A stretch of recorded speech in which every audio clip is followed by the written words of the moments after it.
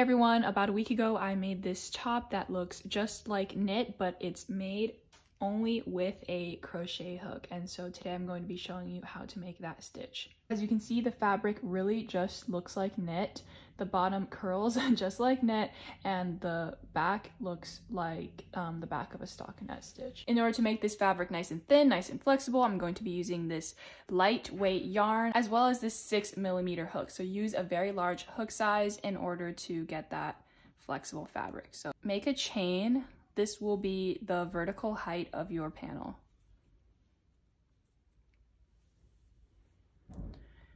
Okay, so for row 1, you're going to chain 1, skip that first chain, and then yarn over, hold on to that yarn over, and then you're going to insert your hook into the second chain.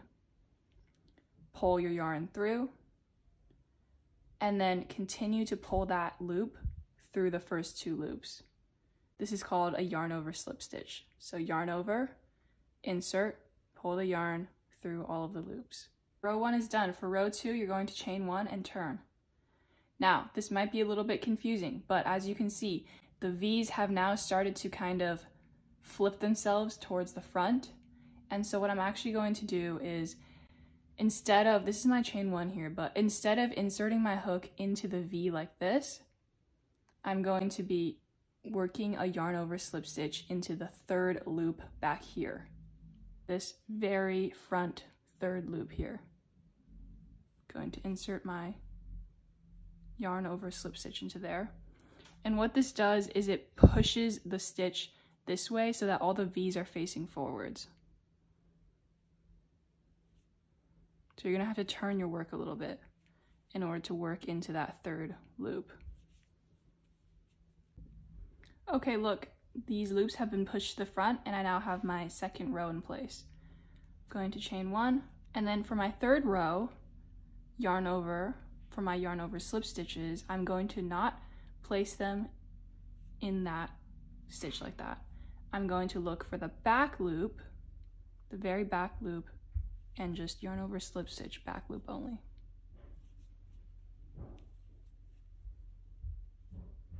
So behind those V's. And that again pushes these V's to the front. Row 4, what do? That's right, I have to push these V's back to the front like this.